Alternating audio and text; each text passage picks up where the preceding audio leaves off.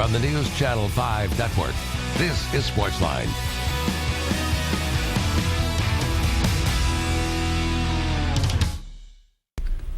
Welcome into SportsLine on News Channel 5+. I'm Jonathan Hutton. Glad you're with us. I'm in for Steve Lehman, who is recovering well and hopefully back with News Channel 5 very, very soon. Throughout the night, open phones, as we'll put the number up on the screen at 615-737-7767. As co-host of the Midday 180 and 104.5 The Zone, I have the pleasure of working with two of my best friends in Chad Withrow and Paul Kuharsky. And well, at least one of them feels the same way about me. Chad Withrow back in studio with me tonight here on SportsLine. Paul, not good enough to actually show up. Well, we all know who number one is, right, Hutton? When you say two of your best friends, I mean, we can say it right now.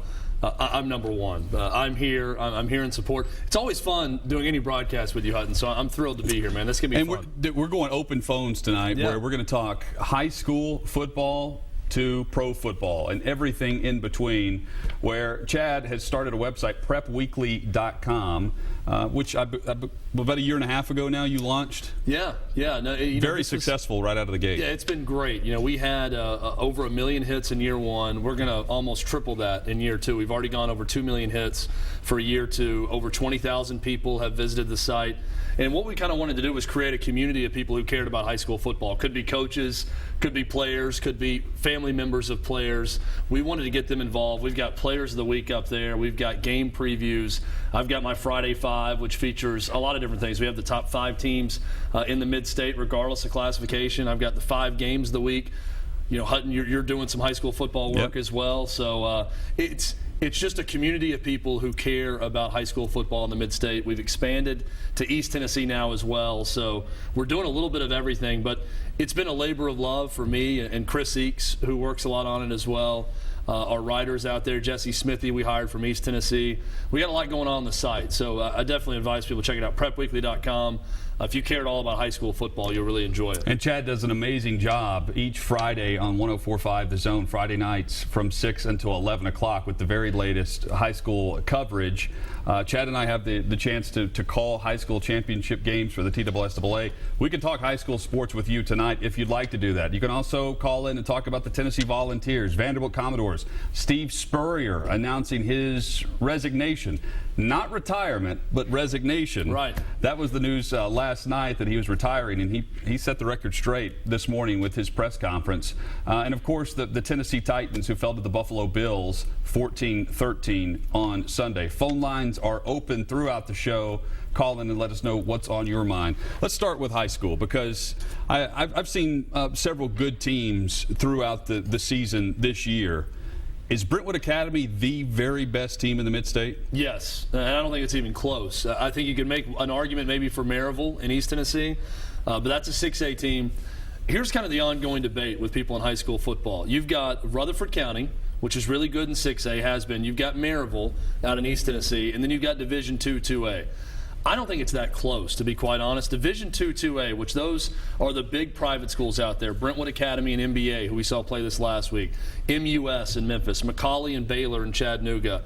Those size schools, Innsworth, who dominated that classification for years under Ricky Bowers, those are the best teams in the state. Brentwood Academy proved it this past week, Jonathan, with just a huge win over MBA. I didn't see that one coming. No. I saw Brentwood Academy play Innsworth, and they dominated Innsworth. But MBA, after seeing them last year in the state title game, I was not expecting a lopsided victory. No, I think it surprised pretty much everyone that it was that lopsided. Not that Brentwood Academy won, like you said, but that it was so lopsided. It's amazing when you look at Brentwood Academy and the amount of Division I college talent on that roster. Just on their offensive line, they've got 3 guys that's going to be playing the SEC next year. Ryan Johnson, headed to the University of Tennessee. Bryce Matthews, the other tackle, going to Ole Miss. And then Brandon Adams, a big guard for them. He's going to Vanderbilt. He's going to play on the defensive side there. He's massive. He's a disruptive force on defense for Brentwood Academy as well.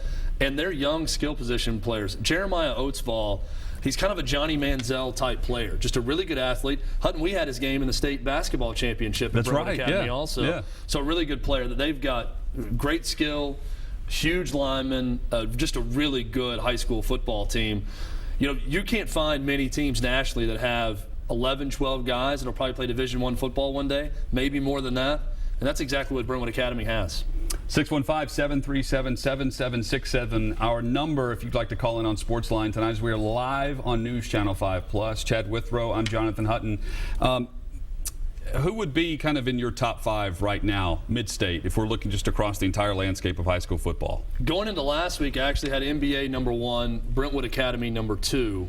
Obviously, I'm switching that up after this past week. I put NBA there simply because they're the defending state champion, and I'm kind of a guy that's, once I'm proven otherwise, then I'll go the other way, and that's what happened this past week with Brentwood Academy. I'd definitely say Brentwood Academy, number 1. I think Oakland is in there, probably now. Might put Oakland number 2. Still might have NBA at number 2, even though they got and blown Oakland out plays by Brentwood Riverdale Academy this weekend. Yes, which is, of course, the big old school battle to Borough. Oakland is definitely in there. I'm probably going to go Brentwood Academy 1, NBA 2, even though they just got blown out by Brentwood Academy. Still think they're better than any other team in the mid-state. I'm going to go Oakland 3. Outside of that, I think Independence probably moves up to number 4. They're the team to beat, I think, right now in 5A in that classification. And then Centennial under Brian Rector, who won a state championship at Ravenwood. He's back in Williamson County now. He's doing great things with them. Tyrell Dotson, a young man we've had on Prep Weekly Radio, headed to Texas A&M to play for John Chavis. Great linebacker there for the Centennial Cougars. So I'm going Centennial number 5. And that's regardless of classification, just in the mid-state. Those are my top 5 teams. And again, if you're looking for the latest high school coverage throughout the week, check it out. PrepWeekly.com, the website that Chad and Chris Seeks and others contribute to on a daily basis with daily content with not just mid-state news, but statewide news and notes throughout the week. Phone lines open 615-737-7767. Let's go to the phones. David is on line 1. He'll lead us off tonight. David, welcome in. Hey, how y'all doing tonight? Great, man. Good to hear from you. Okay, I want to get right into it. The Titans. Yep. If they lose these next 2 games at home, Miami and Atlanta, the season is over. And this fourth quarter losing is heartbreaking to watch. I just can't believe on it because I just know something bad is going to happen. Is it the coaching? Then we might have to go in this direction and get another coach. All right, let's discuss it because I said on the show, Chad, I thought over this 4-game home stretch that the Titans are in the middle of right now, they still have Miami and Atlanta coming to town, I thought they needed to win 2 of those games. And I was looking initially thinking Buffalo and Miami. I'm watching that Buffalo game thinking they've got that one in the bag, the way they dominated the first half. And again, we just continue to talk about this team not being able to finish. The other theme of the season so far is, well, they are a better football team. We know that. How much better? Record-wise, it's not showing yet. I think we will see Mariota and the offense progress. Defensively, I like some of the things we're seeing from the front 7, but just the fourth quarter collapses are just hard to watch. Yeah, a similar story to the Tennessee Vols when you think about not being able to finish. Yeah. And really until this past week where Butch Jones and Tennessee got over the hump against Georgia. But the frustrating part to me is, and I think you're dead on right, Hutton, they're better. They're definitely better. We were saying the same thing about Tennessee Vols. They're definitely better as well. But it's the way they lost to those teams and how those teams are playing when they got them. Indianapolis is a shell of the old Indianapolis Colts teams, and that was one they absolutely should have won, and they choked it away in the fourth quarter.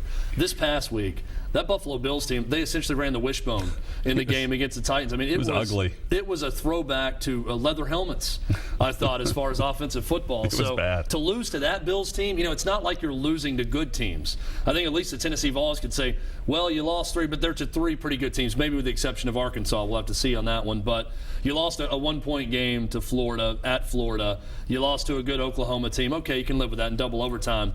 The Titans are losing close, but I feel like the teams they're playing did not play that well against them and were in bad shape when they played them. And that's certainly the evidence by that Buffalo Bills team that was not good at all, the one I saw at Nissan Stadium on Sunday. David, talking about coaching, I'm not so sure that there's a coaching change in the mix for the Titans. You talk about a young quarterback, a young nucleus.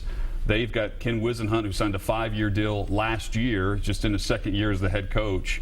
Ownership believes in him. I would be surprised if we see a coaching change.